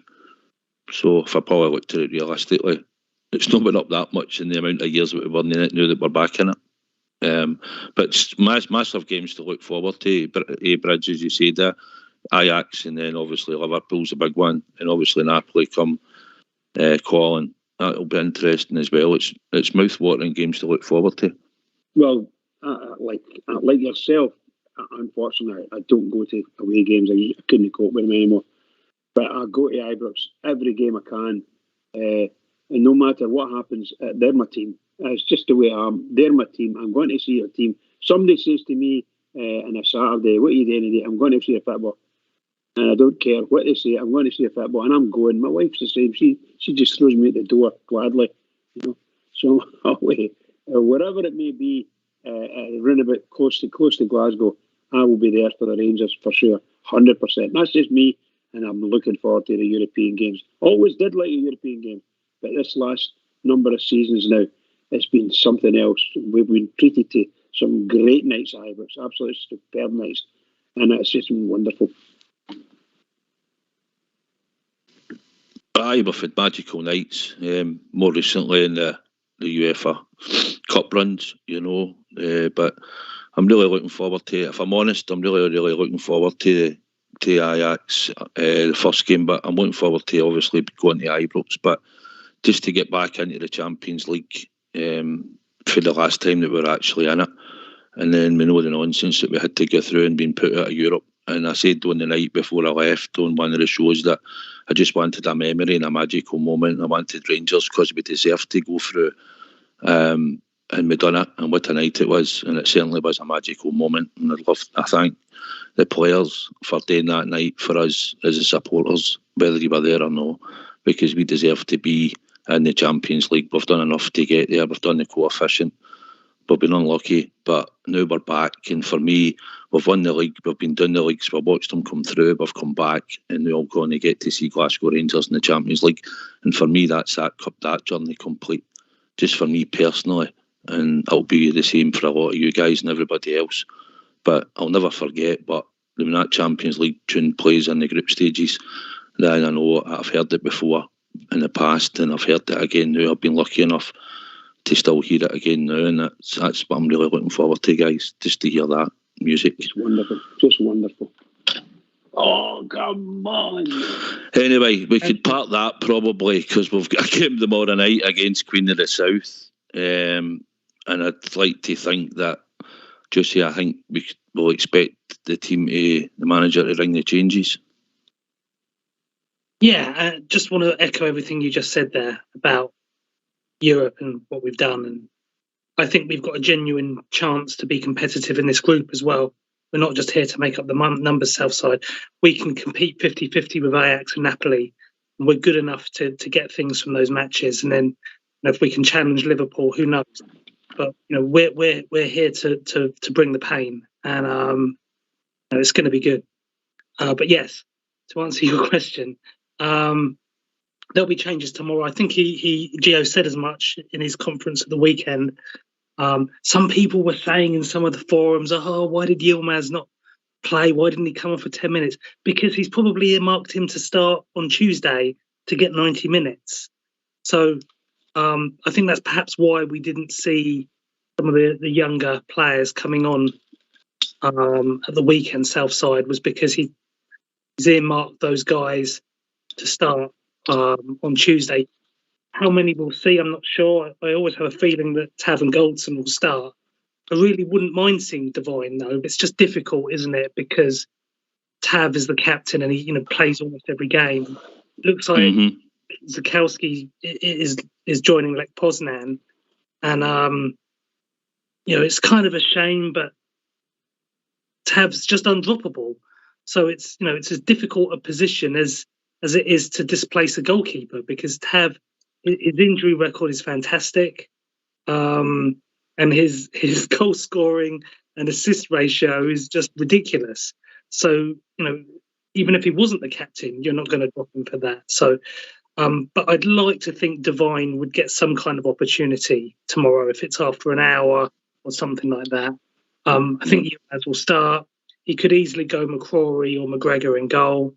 The one thing that I think will happen, based on what we've just said, is I think Cholak will still start based on our limited forward options. What's your thoughts on that? Do you agree with that, Southside? I think he will start, and I think hopefully we could take him off at half time, if I'm honest. Yeah. If we could get 2 goals, 3 goals, whatever, early in the first half, we would just take him off. I think he might start. The other person I think he might start Bridge is a young boy, Leon King, who obviously came on at half time on Saturday for James Sands, but I'd like to see him start in tomorrow night, Bridge. Absolutely. I thought he came on and he played 45 minutes, never put a foot wrong. It was excellent. No problem at all. No problem. Could play him any time. Admittedly, by that time the game was dead, and as we put more goals in, it was even more dead, and there was no shots at the from them. But he did the business. He went in and did a couple of tackles and did the business. No problem. Bring him in. I look forward to seeing him tomorrow night. Definitely.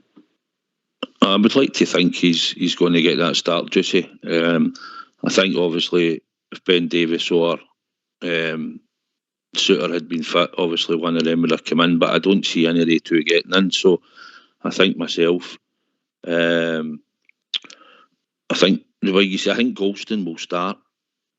Yeah, and I think King will play alongside him. I think he's naturally left-footed, the boy. No, he's right-footed, Bridge.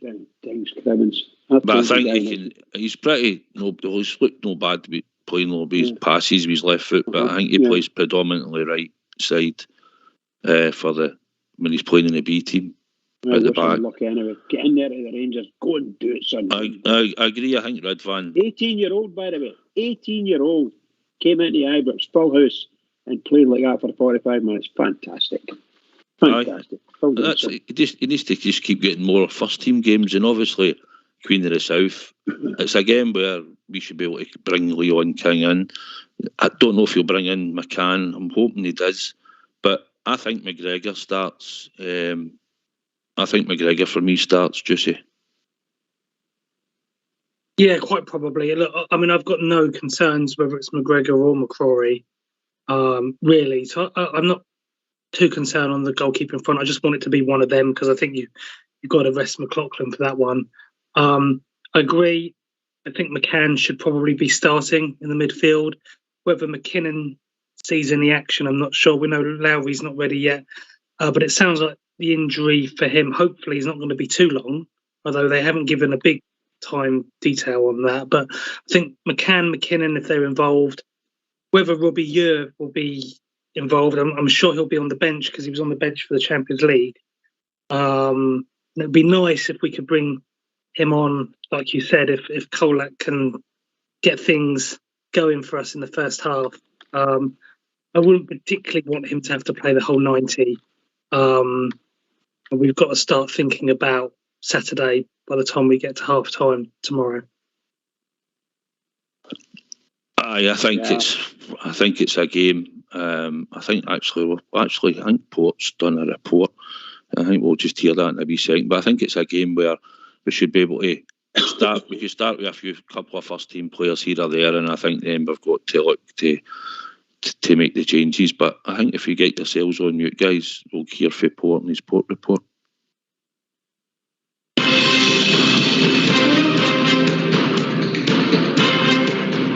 Hello and welcome to Port's Report. Today we're going to discuss Rangers versus Queen of the South.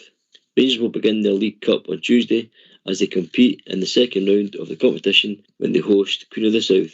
Scottish League One side will head into the game as underdogs, and on the back of the most recent defeat, Rangers last season reached the semi-final where they were knocked out by Hibs. Rangers have so far scored 14 goals and conceded 3. Queen of the South have won 3 of the 4 group games, but this was not enough to win the group, but qualified as one of the best runners-up. Manager Willie Gibson's men were defeated 3-1 at the weekend, playing Falkirk, and although Rory Patton got on the score sheet with a penalty, they still couldn't find a win. They also got a man sent off, so they'll have to show more composure on Tuesday. Queen of the South will play the strongest side available in order to give them the best chance of going through. Queen of the South play a 4-4-2 system. Rory Patton will be the main number 9, with Gavin Rayleigh trying to support as much as he can. As always, the First Division teams, they'll be full of honest pros who will get stuck in and fight for every ball. Josh Todd is their captain, who's a major doubt for the Doonhammers. He is critical for this team. He's also the captain, so he'll be a big miss.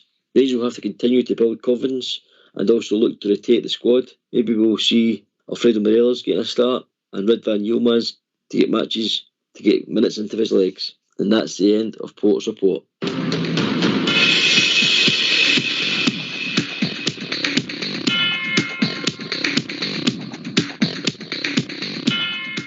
Why don't you give us a call on 0141 356 1972. It's your show, it's your platform. Let's hear from you. It was a thorough report from the Port there, Juicy. I don't think we should really have too much to worry about. If we get a fast start and a fast tempo and start moving the ball about and just start making them run. It's all about just making them run and us using the ball well, but I'd like to think that we'll be a few goals up in the first half, to be honest. One would hope so, my friend. But also, when are you, me and Bridgeman going to get entrance music like Port's got there? We'll need to see the technical team for that, I'm afraid. That's not going to happen. I used to have a tune, but it disappeared. Oh, dear. I mean, look, I never want to underestimate the team, and it would be really wrong to, just say we're going to wipe them. But we should be going in there being able to put the game to rest within 45 minutes, so that we can bring players on.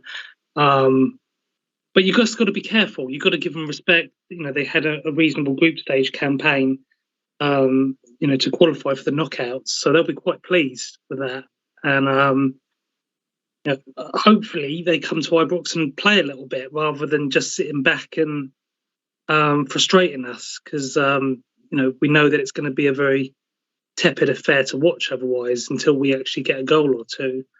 But such is the life of the domestic football, guys.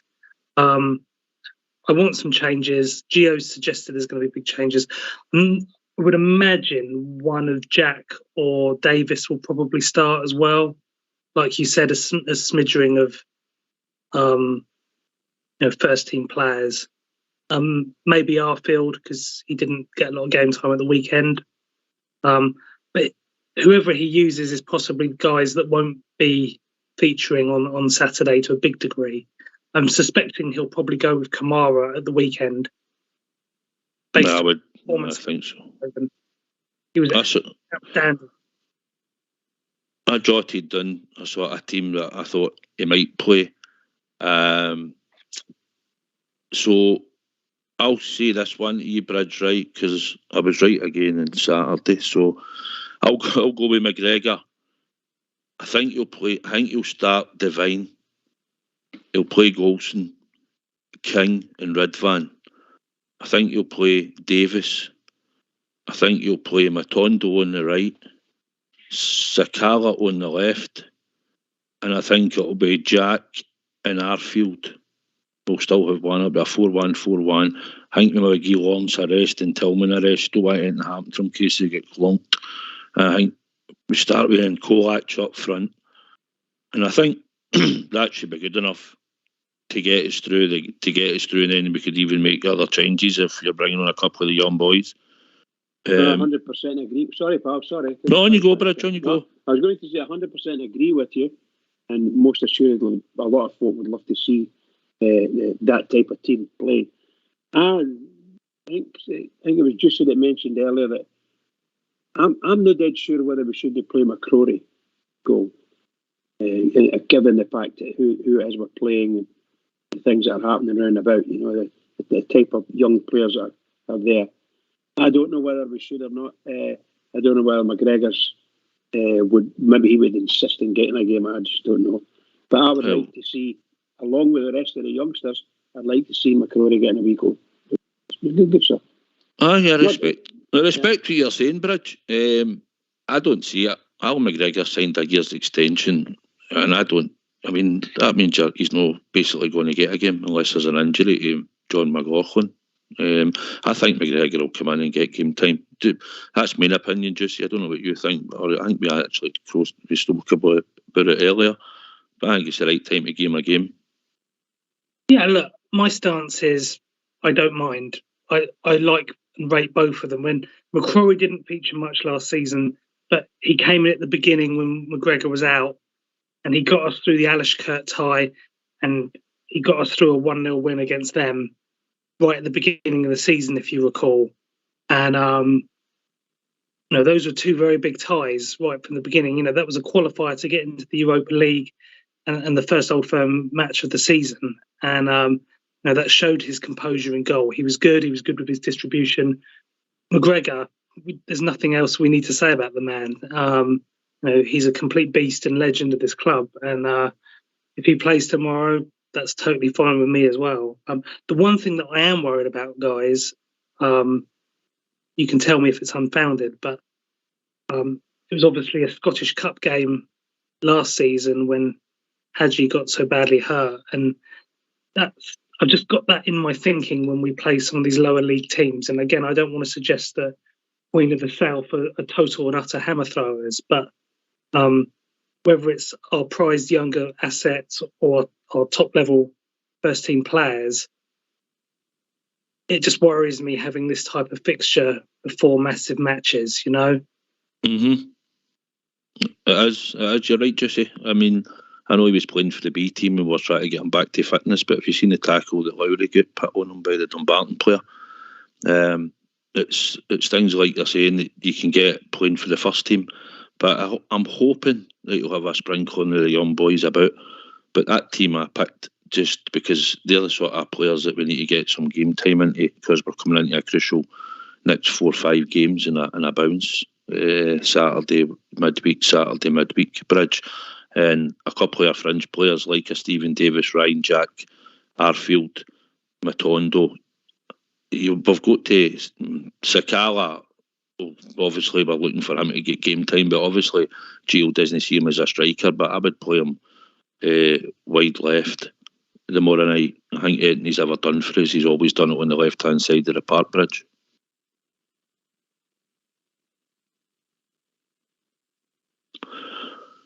Jussie, I think he plays better on the left, in my opinion. Anytime I've seen Sakala, he's been far better on the left-hand side than he has on the right. Button. Sorry. On you go, Bridge. No, I was trying to. I think it says so well for the youngsters in our squad, but the pressure games are just coming fast and furious, and I don't think a lot of these youngsters will get chances that they're due and possibly even deserve because of the pressure. They want the best players on the team on the park all the time, and it's going to be a pleasure to watch this mob tomorrow night. And I hope the manager keeps in mind that, particularly that boy King, he stepped in for the Scottish Premiership. I'm not saying he's European, but he stepped in and he did nothing wrong. Well done. No, he's certainly not done anything wrong, Bridge, Leon King. he's one that we're hoping that we'll see develop and obviously get into the first team regular. I think obviously with the signings we've made, he's going to have to be patient, but he can certainly watch and he's still about the first team, Juicy. And I think tomorrow night, if he could get 90 minutes under his belt, you see the boy when he done an interview at the weekend, he was buzzing and he was looking forward to getting on the park again. And against Queen of the South, he should be ready for that type of level championship. Or one, is it League One or Championship? I can't remember. I know they were up and down the league, but he should be ready for this sort of level. Yeah, he should be. And look, we know he's a youngster. He's 18, but it just shows you how well he's done to break into the first team South side. I consider him one of the four pillars of our club now in terms of the youngster setup, along with Lowry, McCann, and Devine. You could even put McCrory in there, but he's been around for a bit longer.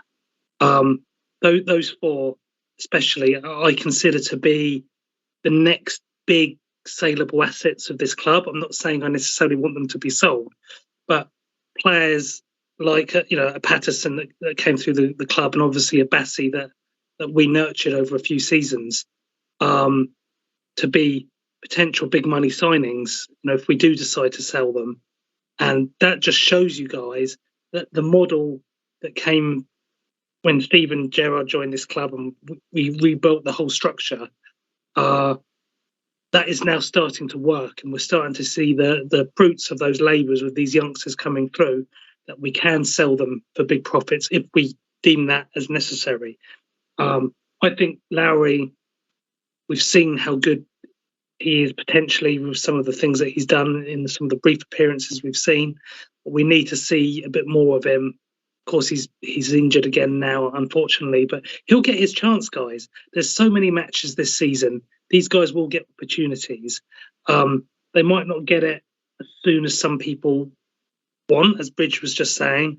So many important matches. You can't throw them into matches of those levels and expect them to have to do the business. I think that's harsh, but they'll get their opportunities, and it starts tomorrow night, and hopefully some of those kids can get the chance. I say kids, I mean King's massive. He's 18 years old and he's massive. You look at the boy Lovelace, he's 16 and he's like a tank already. The kid's still growing. Mm-hmm. I know he's some size of unit, the boy. I seen him at the Glentoran game and the B team were playing over there. And he has some size. He looked quite clever as well when I seen him. I did say at the time I think he's about a first team level, but he's certainly scoring goals and he's got something about him. And I don't know if he would make the bench tomorrow night if we've not really got any other strikers where he would just stick him on the bench for a confidence boost for him because he's been scoring goals. I don't know. But he's another promising player. Charlie McCann's another one. A boy Devine is obviously developing, and obviously Leon King. And like you say, Juicy, probably him getting the game time is probably ideal tomorrow night because it's hard to bring him on in games because he's playing centre back. You're not likely to make a change at centre back unless you've got an injury. So I think for his development and getting a bit more time in the park, and he obviously trains with the first team, I think tomorrow night we have a good chance to get him in a bit of a taste of the action inside Ibrox. Absolutely. And when we get through tomorrow, just making sure that we do, we've got one more League Cup match before Christmas because the semis and the final aren't going to be until the next year. So that hopefully, depending on who we get, of course, it could be a tougher match, but hopefully there could be another opportunity for these guys to get in some more League Cup action before we break for the World Cup outside. 100%, Juicy. The one player I wanted to touch on, for me, the signings that we've made, and only looking and judging them, because we're sort of judging them, I'm judging them by the same time bridge here, right? So you see Lawrence has made an impact, Tillman's made an impact, Kolak's made an impact, and we've got two other signings that are still to get into the team. And the other one for me is Matondo. And for me, I thought he came on at the time of the game on Saturday when it was like training stuff. And for me, Bridge, he didn't really impress me at all any time he really hit the ball. I can't disagree with you. There was a couple of wee groans at the weekend from Matondo. He's obviously got a bit of pace on him. It's what he's going to do when he gets the ball. He takes it. When he moves 30 yards with the ball at his feet, he looks brilliant. But somehow or other, he either gets himself tied up or falls over the ball or something like that. And at other times he takes a shot and it's wild. So there's a few moans and groans, but nothing too bad, you know. They could see the was quite young and he's going to come on. That's what Rangers want. They want him to come on. Look, I think if you could give him a game every week, by Christmas he'd be a superb player for you because he'll have the games under his belt. But up to now, just can't afford to play him. See, I'm not being funny when I say that. You can't afford to play him, and you end up playing other players like young Wright. Now, Wright's been in our team for quite a long time now for me, and it hasn't quite sparkled, but it's probably his best game this weekend. And I think that's just confidence, and it's all about confidence. And get it sky high and go for it. Aye, so this is the thing.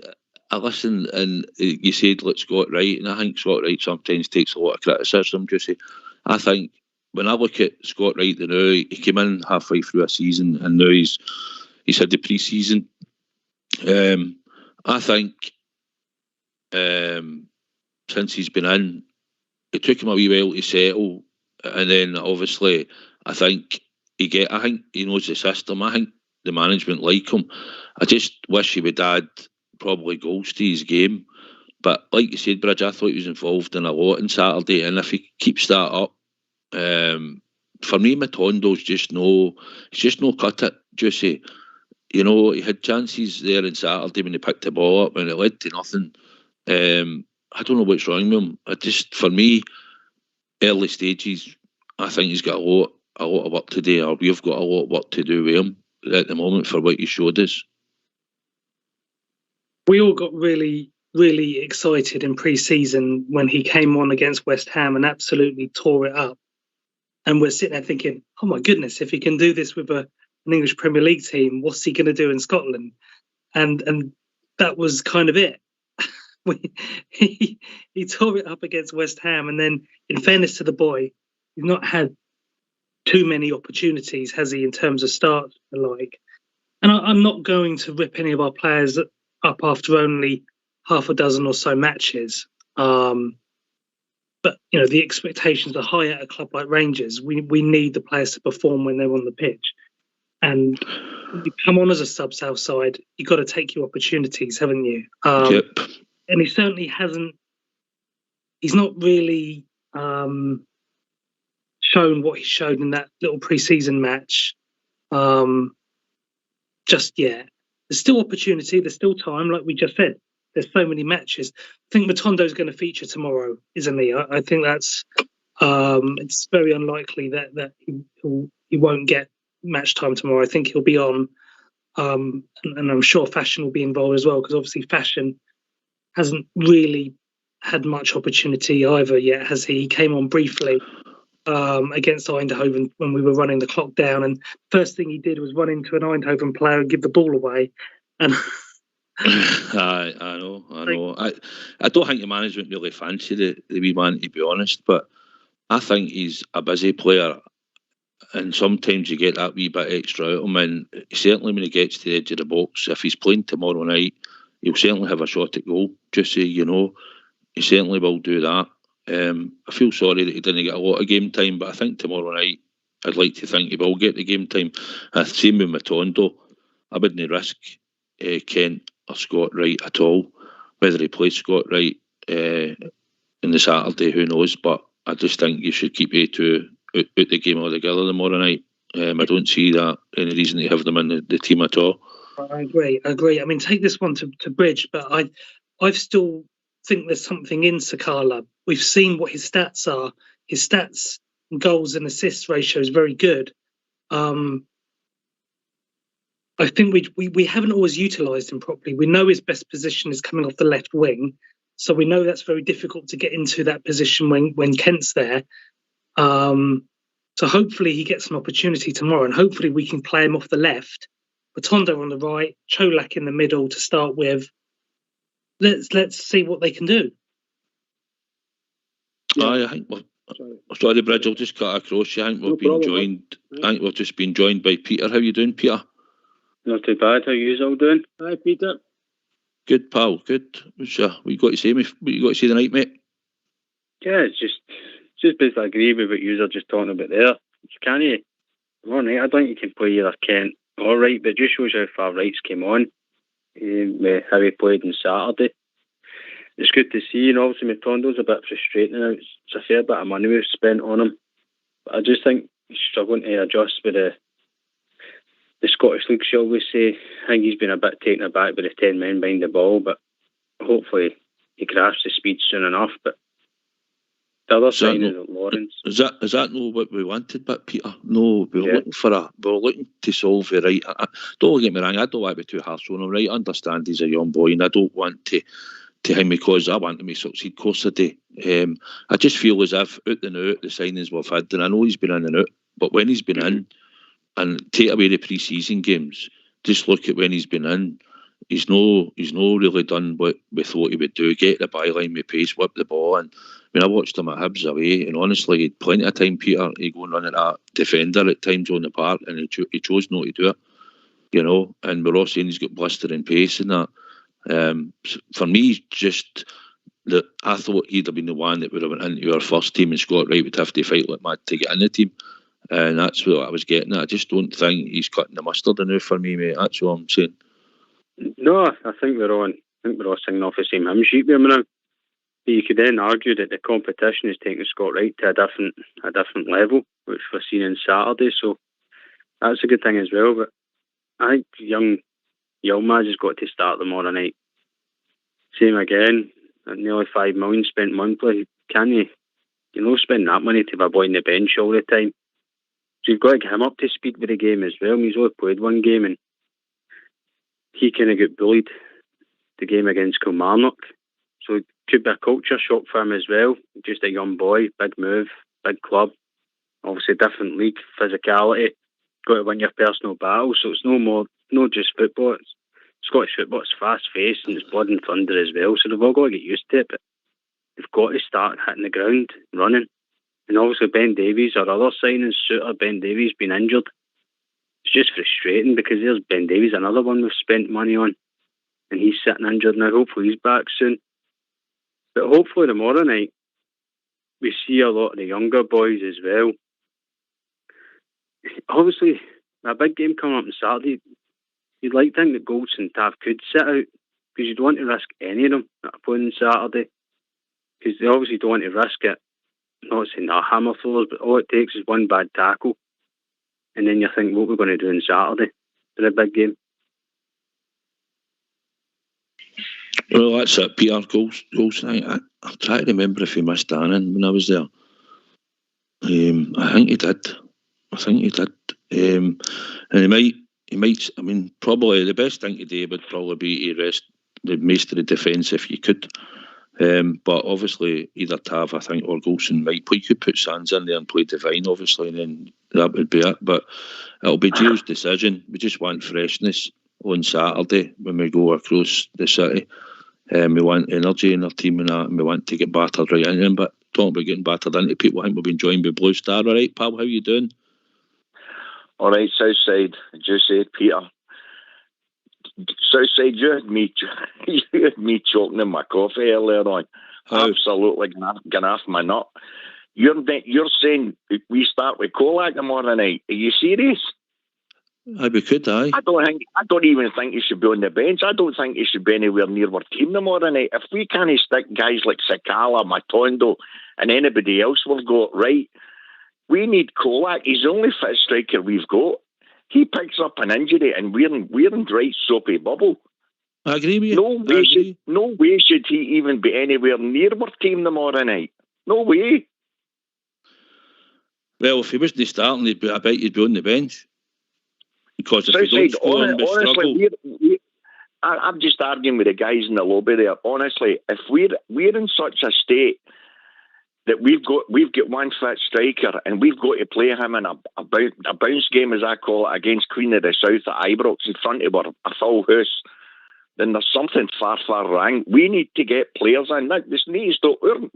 board need to stop messing about here. We brought in millions for last season and qualifying for the Champions League, and we're sitting here with one fit striker. It's absolutely atrocious. We need a striker, a must, if not two. But goodness me, to even contemplate starting Kolak in a game against Queen of the South with the so-called squad that we're supposed to have, that's absolutely shocking in my opinion. Honestly, it is, guys.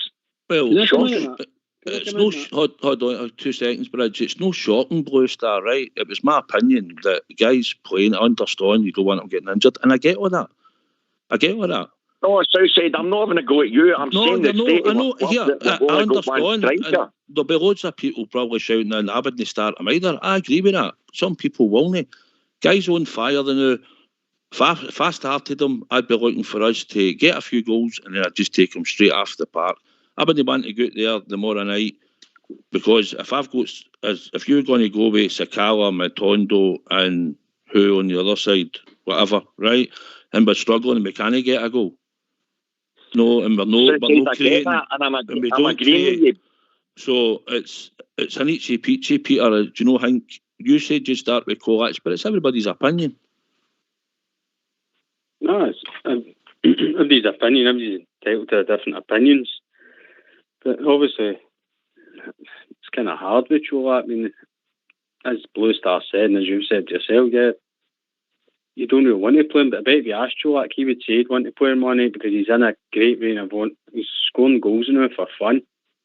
But look, we don't have the luxury of leaving him out. And though other ones you can really look at as Lovelace, but then you get people saying he's too young. You can't fling him in a game like that.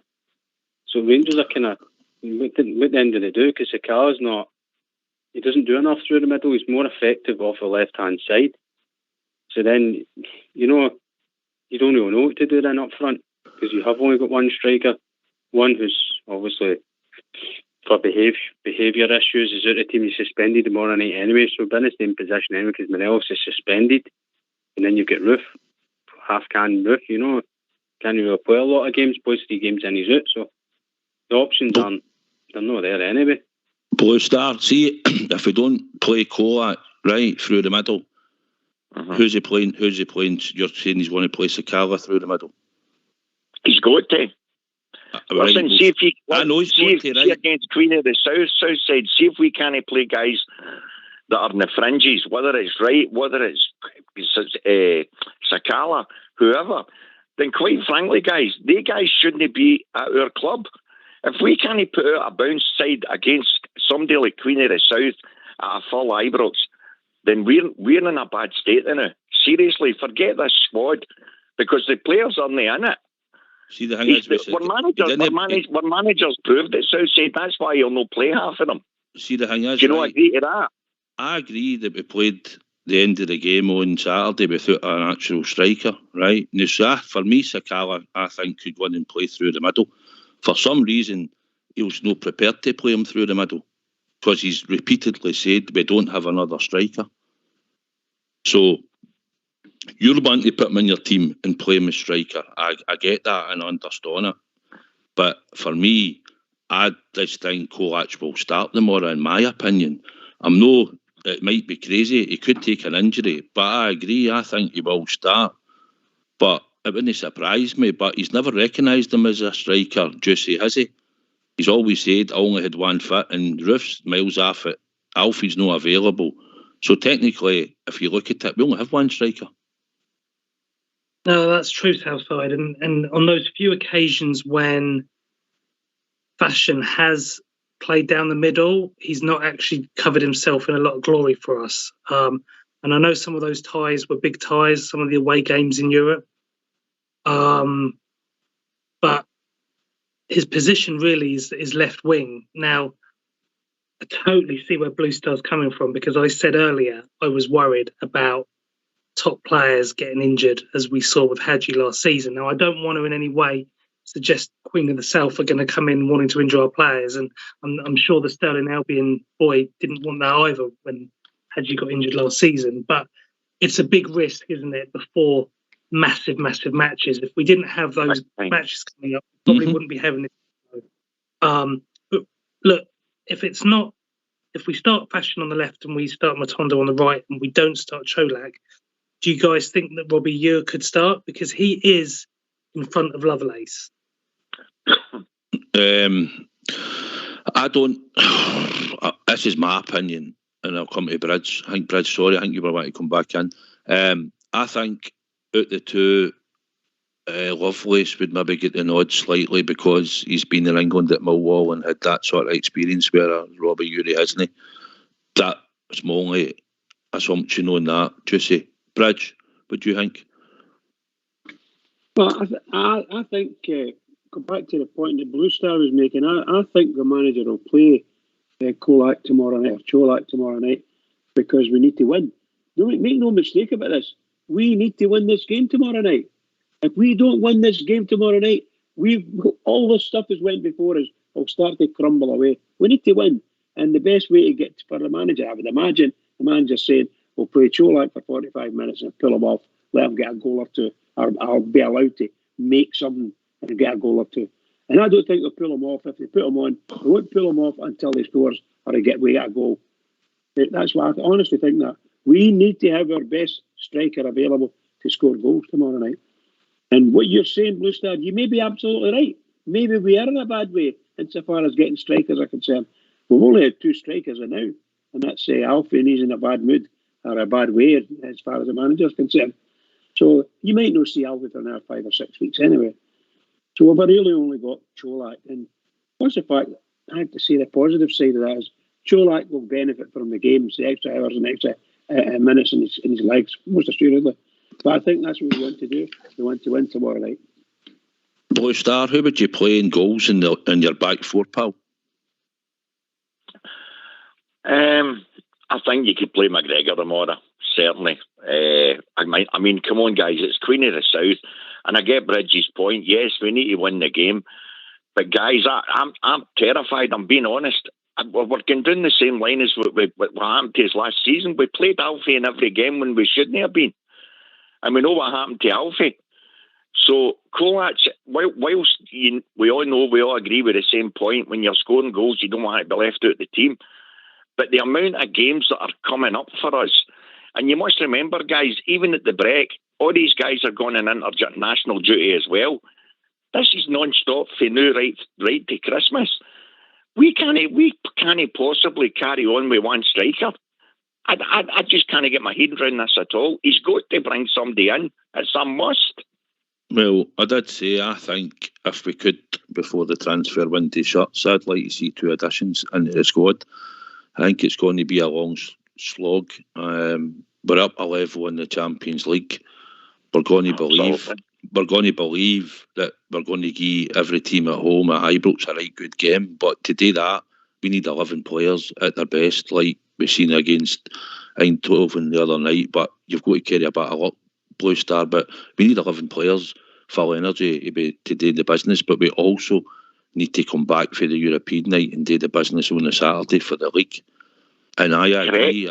I think we do need a couple of players in the squad, I think, in my opinion. But it's going to be down to the manager. And obviously, when Alfie does come back, I think you can write Roof off for a while. And I think even when Roof gets fit, you can't guarantee Roof will play 6 games off a bench in a row at the moment. You know, and it's going to take him a while to get back. I agree with you. Sakala, mate's no fancied. And he might even go out the door before the transfer window finishes. Who knows? I agree. I think we do need a couple of players, Blue Star, and obviously, Juicy, the manager will make that decision if we can get a couple of players in or no to the board. Yeah, and look, there's still time this week, guys. And we've said repeatedly that we one more forward player based on how injury prone the forward line is and still out of action. Doesn't matter whether it's Queen of the South tomorrow or whoever. Having one main recognised striker before you start having to look at B team players or playing Fashion out of position isn't really ideal when you've got Old Firm matches, Champions League big boy ties coming up, Sheep away. I don't feel great about having one striker who has to play all of those matches. Because let's be honest, outside Queen of the South, parking that tomorrow, Blue Star, he's going to be playing all of the other matches, and that is a concern because you can't expect one guy to do it all the time. And I say that when we know that Alfredo's been that guy before. I just think based on what we've got coming up and the fact that we have got a few quid in the bank, let's look to see what we can get this week. I know it's not always easy, and I'd rather not get someone than just panic buy. And I don't like it when we get linked to overly expensive Premier League players who are out of work at the moment. It doesn't mean that they still couldn't do a job, but I just feel a little bit burnt about that at the moment. But there's some good players out there, and we've got a good team in that can find them. So let's see what happens this week, guys, because we can't run with Cholak up until the World Cup alone. We need someone else. No, I think just before we're going to be finishing up shortly, Blue Star, I think you've got the point, and I think we agree. I think we needed a couple of additions, but when you've got players sitting in the squad that are picking up wages and they're no fit, then obviously that takes money out of the squad, and then you're going to try and add to it, and then you're going to have players that are coming back that then you're going to try and offload, and I think that's where we're at now. We've got a few players that we're hoping can stay fit, like a Ryan Jack for a long time, if he's going to be part of the team. We've also got to get Suter back with Davis back. We've got to get Yeoman back fit, getting game time, and we've got to hope that Borna and the players that are in the position, Sands and Golston, all don't take injuries and are playing well. And that's the sort of dilemma we're in. But I just think for Europe, Blue Star, it's quick, fast football, and our midfielders need to be quick and fast. And sometimes if certain players in the squad might not be that quick and fast, a Davis, a Jack, and that could get passed around them pretty quickly. And I think that's Absolutely. what I fear. I think that's what I fear. Totally agree with you. Totally agree with you, Southside. It's just that up front, we've got nothing bar Cholak. I know. Obviously, depending on what happens with Alfie, if he gets his heat straight and gets his sail back fit, which is still probably a few weeks away, then we've got an extra striker. And depending on Sakala, I would use them as a striker when we have to, but obviously they don't see him as that, and that's the thing, mate. We always agree. We think we know and we think what we see, but we don't. We're not always right, and that's why we're no manager like Glasgow Rangers.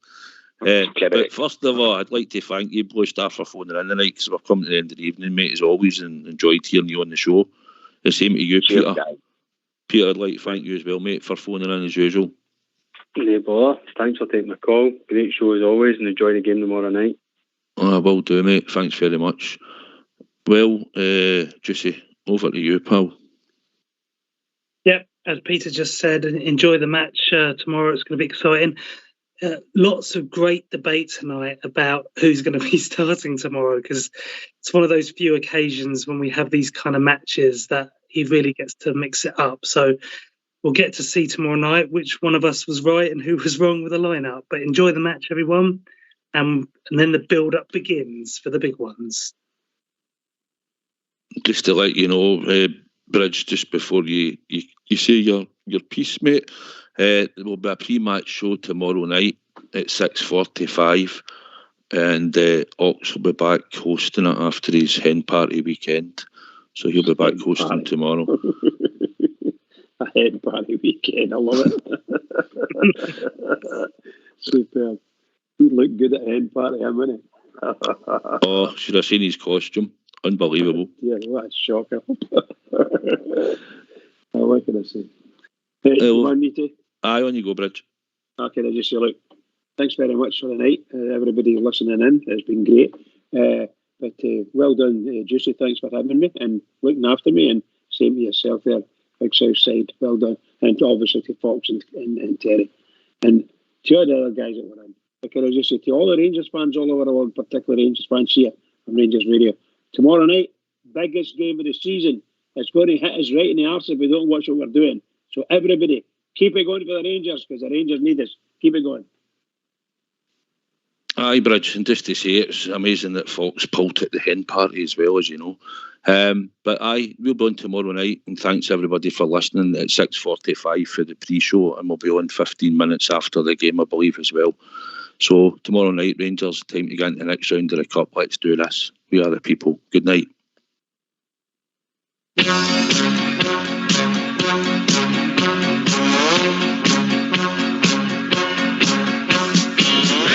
Rangers, Rangers, easy, okay. Look out, everyone, we're on our way. Football is the game that we play all over the world. Rangers, Rangers, easy, okay. Look out, everyone, we're on our way.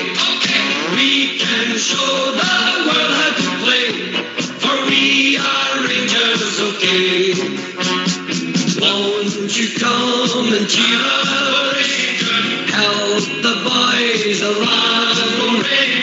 White and blue, coming through with a song. Oh, Rangers, Rangers, easy, okay. Look out, everyone, we're on our way. Football is the game that we play all over the world. Rangers, Rangers, easy, okay. Look out, everyone, we're on our way.